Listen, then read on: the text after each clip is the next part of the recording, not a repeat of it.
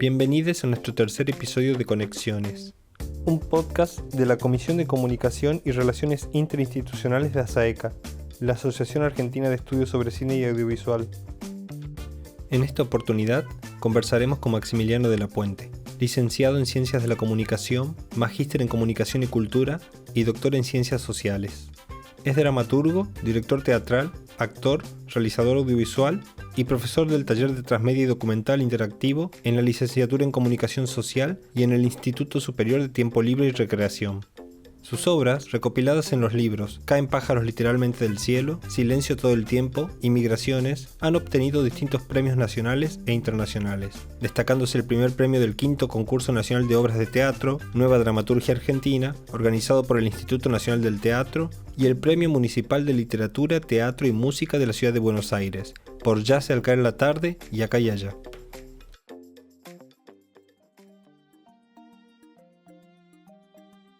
Bienvenidos a un nuevo capítulo de este podcast que se llama Conexiones de la Comisión de Comunicación y Relaciones Interinstitucionales de ASAECA.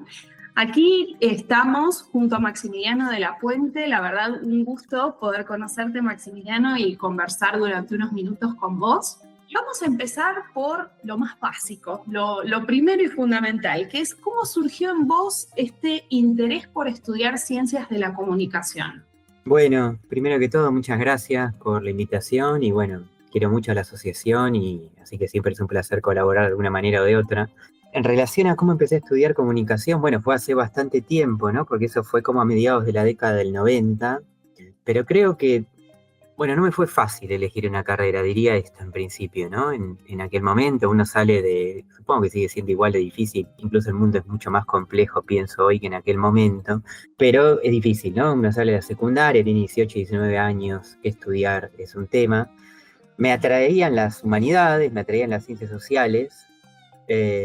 Recuerdo que me interesaba, y me sigue interesando, disciplinas como la filosofía, las ciencias políticas, la sociología, letras también. Entonces no me fue fácil decidir, pero entiendo que por un lado comunicación en aquel momento, o sea, otra vez mediados de los 90, era una carrera que era muy pujante, que estaba muy activa, y por otro lado creo que me permitía una mirada muy heterogénea, muy diversa, ¿no? O sea, me permitía como una formación curricular en donde había interdisciplinaria, digamos. Esta sería un poco la palabra que estaba buscando, ¿no? O sea, había materias o profesores o perspectivas que trabajaban en distintas direcciones y que buscaban comprender una sociedad contemporánea que era muy compleja, mientras que en Argentina, ¿no? Se vivía la fase menemista, es decir, la fase, digamos, de la globalización encarnada a través de ese gobierno, de esa década, el gobierno de Carlos Menem. En el mundo, bueno, obviamente, evidentemente estábamos en una fase de globalización del capitalismo, una fase donde las comunicaciones además eran muy importantes, los medios de comunicación, la transnacionalización de las comunicaciones, empezaba el proceso de convergencia digital, que en ese momento era incipiente todavía, a mediados de la década del 90. Pero bueno, creo que todo ese tipo de situaciones, o sea, la idea de tratar de comprender el mundo en el que vivía, me resultó estimulante y comprenderlo desde una mirada interdisciplinaria, ¿no? A través desde el cruce de diversas disciplinas, obviamente siempre de una mirada de las humanidades y las sociales, ¿no? También para mí el cine era muy importante en aquel momento, esto también hay que decirlo, lo audiovisual, el cine. Y hablando acerca de lo interdisciplinario, ¿no? Vos has podido establecer una conexión muy interesante entre estas ciencias de la comunicación y el estudio de las artes. Te pregunto, ¿de qué manera considerás que podemos pensar a las artes audiovisuales como objeto de estudio para la investigación académica? Bueno, en realidad, justamente, ¿no? Hablando de la interdisciplina y hablando de la riqueza de las artes audiovisuales, desde la academia se la puede tomar y se la toma, de hecho, basta ver, por ejemplo, la riqueza que hay en un congreso internacional de la asociación, ¿no? Las presentaciones que hay muy diversas, las mesas, las discusiones, los intercambios, las conferencias, ¿no? Da cuenta de la complejidad y la riqueza de las audiovisuales, ¿no? O sea, se la puede pensar desde el punto de vista sociológico, desde el punto de vista filosófico, desde el punto de vista tecnológico, se la puede pensar en su cruce con otras prácticas artísticas, que es algo que a mí me interesa mucho, o sea, las perspectivas intermediales, transmediales, remediales, ¿no? Ese tipo de cuestiones. Se la puede pensar en ese sentido como punto de anclaje de la convergencia arte-medios, ¿no? Esa idea también, o sea, la idea de que vivimos hoy en un entorno convergente entre las artes, las disciplinas artísticas, como proyecto de la modernidad, y los medios de comunicación, ¿no? Y también las telecomunicaciones y demás. Bueno, y hablamos de la convergencia otra vez. Pero entonces quiero decir, desde ese lugar, me parece que las artes audiovisuales también, si pensamos también en las redes sociales ahora, si pensamos en la inteligencia artificial, por ejemplo, tan en boga en este momento, ¿no? Las artes audiovisuales están en un punto clave, en un punto de cruce, para entender algo de cómo funcionan las sociedades contemporáneas hoy, ¿no? Me parece que en ese sentido hay una riqueza absoluta, o al menos hay un campo ahí como de avance que es infinito y que es incesante, y que además está como en permanente cambio, digamos, en permanente transformación, porque no son lo mismo. Antes yo me refería cuando empecé a estudiar comunicación a mediados de los 90, evidentemente no es lo mismo, o no son lo mismo las artes audiovisuales en el 95 que hoy, por ejemplo, ¿no? En el 2025, o sea, 30 años después. Han cambiado muchísimo y van a seguir transformándose, ¿no? Y hablando de ese cambio, ¿qué clase de impacto crees que tienen los medios digitales de comunicación a la hora de poder acceder al arte, ¿no? Al arte en todas sus expresiones? También es complejo eso, ¿no? Es una pregunta muy interesante. Tienen un gran impacto a varios niveles, ¿no? Porque por un lado aparece como esta cuestión de cómo primero la web y después, bueno, las redes sociales, el universo de los blogs, también si nos vamos un poco más atrás, etcétera. Y hoy hablamos de la IA, como decíamos recién y tal. Lo que produjeron es una suerte de democratización, ¿no? Como se ha discutido, señalado tantas veces en relación a la accesibilidad, ¿no? La participación, la accesibilidad, también la cuestión de que los espectadores se volvieron, ahí podemos, bueno, hay varios conceptos, ¿no? En ese sentido, interactores, semi-rex, prosumidores, etcétera, etcétera. O sea, empezaron a generar contenidos, ¿no? En sí mismo, incluso cambió lo que se entiende por medio hoy, qué se entendería por medio, ¿no? ¿Quiénes son los que generan los contenidos de los medios, etcétera?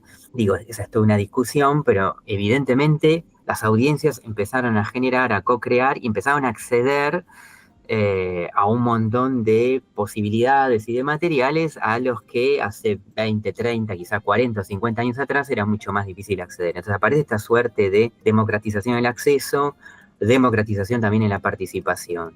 A la vez, por supuesto que no es una panacea, ni mucho menos, porque hay relaciones de poder, hay tensiones, hay conflictos, hay estructura de propiedad de las redes sociales, de las plataformas, de los medios de comunicación, hay concentración, ¿no? De poder y de riqueza en estas estructuras de medios, de redes, etcétera. O sea, es un entorno y es un universo muy conflictivo, como estamos viendo en estos tiempos, ¿no? Evidentemente, es cierto que los medios digitales cambiaron absolutamente, yo sí diría todo, pero gran parte de lo que entendemos por la vida contemporánea, no solo el arte, que también, por supuesto, pero la forma de hacer política, la forma de relacionarnos intersubjetivamente, etcétera, ¿no?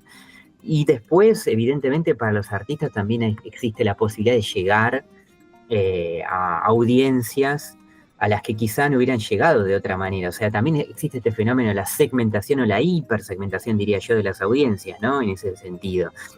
Es cierto que hay una enorme cantidad de oferta de productos artísticos y culturales, y en ese sentido hay una invisibilización, podríamos también pensar esto, para complejizar la cuestión. O sea, está todo cruzado por tensiones y por contradicciones y por múltiples puntos de vista que son realmente de una gran complejidad, que no permiten resumir la situación en una sola cuestión o de una sola manera, ¿no? Porque también existe esto en un punto. Entonces, esta democratización, esta sobreabundancia de oferta, también lo que genera va en contra de o genera un desmedro de la profesionalización de los artistas. Es cada vez más difícil vivir del arte, profesionalizarse en el campo artístico, etcétera. También lo podemos pensar en esos términos, ¿no? Hay mucha competencia, hay mucha producción, y ahora incluso con la automatización que trae la inteligencia artificial, incluso hay un desplazamiento quizás de las personas humanas, ¿no? En cuanto a productores o generadores de arte, o un potencial desplazamiento. Entonces, realmente hay una complejidad como muy grande y desafíos muy fuertes en el presente y en el inmediato porvenir, ¿no? En ese sentido. A la vez, las artes siguen siendo absolutamente necesarias e imprescindibles, digo, para narrar la experiencia humana, para vivir el día a día. Pienso en el COVID, pienso en la pandemia y pienso en los primeros momentos del 2020, por ejemplo, en el primer semestre, durante la crisis, el inicio de la crisis del COVID, lo imprescindible que fue para la gente que tenía que estar confinada, en confinamiento para todos nosotros, básicamente, en todo el mundo, digo, las producciones culturales y artísticas que se liberaron, que se compartieron, etcétera, digamos, ¿no? De alguna manera, ese fue un momento como muy interesante, porque por un lado permitió ver cómo las producciones artísticas son indispensables para vivir el día a día y para narrar el día a día en la historia de la humanidad y para acompañarnos en el día a día, y a la vez también la pandemia expuso la precariedad de las condiciones laborales en las que viven y trabajan los artistas, ¿no? Que no tenían ayuda, o en todo caso tenían que apelar a sus redes de contacto, de familiares o de supervivencia para vivir en el día a día, pero realmente están expuestos a condiciones de trabajo muy, muy duras, muy difíciles, muy precarias. La pandemia lo desnudó, ¿no? Lo puso mucho más al descubierto en ese sentido también.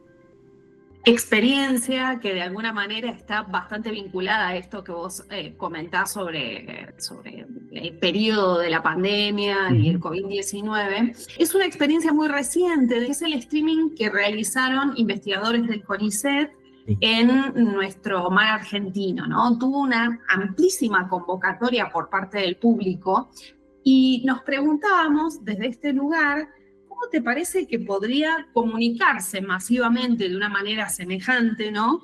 El estudio científico de las artes?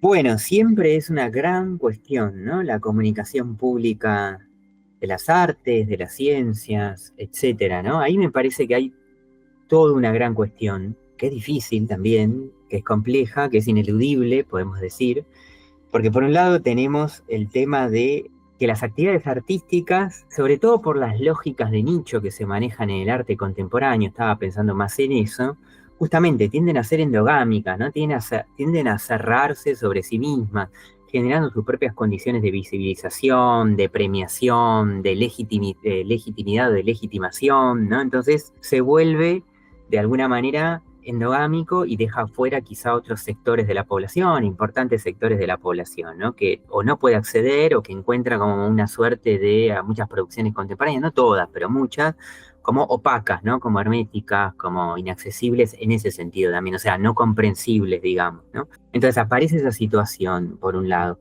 Pero por otro lado también hay con mucha actividad artística que trabaja directamente en el territorio, ¿no? Que trabaja a una escala local o a una escala regional, y me parece que también hay experiencias muy interesantes en ese sentido, o sea, trabajando territorialmente, localmente, regionalmente, con las poblaciones o con las comunidades con las cuales se desarrollan esas actividades, esas obras. Entonces ahí me parece que hay algo importante, que yo lo veo muy unido también a la comunicación pública de la ciencia, hablando del streaming del CONICET, que es lo que señalabas, ¿no? Porque es cierto que fue un fenómeno bastante impactante, y yo creo que inesperado, incluso inesperado, para los propios científicos, me parece, ¿no? Y bueno, para todo el mundo, en realidad, como se dan a veces estos fenómenos. Pero digo, me parece ahí que justamente lo que mostró ese caso, o ese ejemplo, es que sí hay una necesidad ahí no cubierta, podemos decir, o insatisfecha, en el sentido de que el público realmente, bueno, accedió a la transmisión, se prendió en la transmisión, ¿no? La seguía con interés, con entusiasmo, etcétera, ¿no? Entonces, todo lo que tenga que ver con la comunicación pública es siempre interesante en ese sentido, ¿no? Y con la idea de derribar barreras, porque claro, un poco pasa lo que decíamos antes, ¿no? Sí, hay tanta oferta, hay tanta producción que genera invisibilización por un lado y también hay tanta hipersegmentación de audiencias, entonces es muy difícil trascender como ciertos entornos o ciertos nichos, ¿no? Yo creo que en ese sentido es interesante, o me parece interesante a mí, las obras que trabajan por anillos de público, ¿no? O sea, pensando en que evidentemente siempre va a haber un público quizás que es el directamente interesado o el más inmediatamente interesado, pero eso no quiere decir que no se pueda trabajar también pensando en otros tipos de públicos que trasciendan a ese primer anillo y llegar entonces a distintas capas de interés o a distintas capas de abordaje para pensar en el alcance de un público mayor. Y me parece que en ese sentido sí, eso es interesante. También creo que todo el tema de la comunicación pública en este momento, y no solo en Argentina, sí, obviamente en Argentina, pero digo, no solamente, también en el mundo, está en tela de juicio, se vuelve necesaria en la medida en que en muchos casos, como por ejemplo en el caso del CONICET, hay un financiamiento público, ¿no? Entonces hay un financiamiento estatal, público en juego, y entonces desde ese lugar también se vuelve como muy, muy importante o muy interesante o necesario, podemos llegar a decir, la necesidad de generar desde de todo tipo de actividades, ¿no? Como pueden ser estos streaming, pero también pienso en, no sé, por ejemplo, la importancia que tiene el área de extensión, que creo que siempre está subdesarrollada en las universidades, etcétera, de extensión y de transferencia, por ejemplo. Entonces, volcar todo ese tipo de trabajos o desarrollar prácticas, desarrollar talleres abiertos a la comunidad, no sé, desarrollar varias iniciativas para que justamente se rompa esa distancia que siempre puede haber entre, otra vez, ¿no? Lugares como prácticas del arte contemporáneo, universidades, museos, etcétera también, ¿no? Los museos creo que también tienen esta problemática, sobre todo los museos públicos, cómo hacer para llegar a un público que al final lo termina financiando, podemos llegar a decir también en este sentido, ¿no? Entonces, bueno, me parece que eso es importante, que es difícil, pero quiero decir, hay un montón de ejemplos, creo que es solo uno, el del streaming del CONICET, pero hay muchísimos ejemplos que prueban que eso se puede hacer y se puede hacer muy bien, y que del otro lado se encuentra interés, se encuentra una recepción, se encuentra una pregnancia. Entonces me parece que esas ideas siempre como son bienvenidas, ¿no? Desarrollar nuevas ideas, y sobre todo lo pienso en la academia, que a veces es un lugar tan cerrado en el sentido de pensar en, qué sé yo, las revistas científicas, las publicaciones a través de papers académicos, que son como que tienen una lógica muy especial y sí muy separada del resto de las comunidades, pero también podemos pensar lo mismo a través del arte contemporáneo y las bienales, los festivales. En el audiovisual y en el cine se habla mucho, por ejemplo, de cómo las películas vienen curadas o vienen muy diseñadas a través de los pitchings o de los talleres de cine o de guión que hay a nivel global. Y entonces hay películas para festivales, ¿no? Exclusivamente diseñadas y curadas en ese sentido, y muchas veces eso tensiona con el público, ¿no? En algún sentido también. Es complejo, porque el rol del Estado, además, el rol de lo público sigue siendo indispensable, sigue siendo central, y lo va a hacer, sin lugar a dudas, porque si no lo otro es dejar, por ejemplo, la producción audiovisual en manos de las plataformas, o sea, en manos del interés comercial, del interés privado, etcétera. Y el interés privado siempre va a privilegiar algún tipo de producción en desmedro de otras que apuestan más al riesgo, a la experimentación, a zonas incluso que no se quieren ver o que no se quieren mostrar o que no se quieren narrar de una sociedad o del imaginario de una sociedad. Y en ese sentido, la producción estatal es importante, y la puesta en valor de esa comunicación estatal o de esa producción estatal siempre es importante. Yo, por ejemplo, reivindico mucho por un trabajo que tuve que hacer, un proyecto de curaduría. La curaduría es interesante, por ejemplo, para dar cuenta de las actividades artísticas o de las producciones científicos artísticas. Me involucré en algunos proyectos curatoriales en los últimos años. Tuve en contacto, en relación a esto, con la productora documental, de documental audiovisual del CONICET, y hacen cosas muy interesantes, por ejemplo, ¿no? Y bueno, ese también es un ejemplo interesante para... Qué difícil, ¿no? Porque no es fácil llegar a un tipo de... No sé cuánta gente conoce, por ejemplo, el trabajo de la productora documental, pero realmente hacen cosas muy potentes, muy, muy interesantes, muy, muy vinculadas a la ciencia, pero también a las artes audiovisuales. Y bueno, entonces vemos que las instituciones tienen esos mecanismos, tienen esos lugares, tienen esas instancias, pero hay que potenciarlo. Y esa es una decisión política, y es una decisión política, digamos, de un Estado, de un gobierno, de una nación, pero también me parece en ese sentido que los primeros, lo público tiene que estar desde arriba hacia abajo, desde abajo hacia arriba, de los dos casos, tienen que estar involucrados, pero también me parece fundamental que los propios artistas y los propios científicos y docentes, investigadores, etcétera, también se involucren en comunicar, porque hay un feedback, hay un ida y vuelta, ¿no? Cuando uno desarrolla este tipo de actividades, en general, no solo la comunidad lo recibe bien, sino que hay una retroalimentación para el propio científico, artista, investigador, etcétera, que es muy rica y que es muy distinta de la retroalimentación que puede tener, por ejemplo, una evaluación en un paper. Entonces, me parece que las dos cosas son necesarias y son potentes, y se genera un círculo virtuoso ahí si potenciamos el desarrollo de este tipo de actividad. Qué linda manera de poder ir cerrando nuestro capítulo, pensando, ¿no?, en cuál es el rol de los artistas y de los investigadores en términos comunicacionales, ¿no? Y de qué manera se relaciona eso con la comunidad.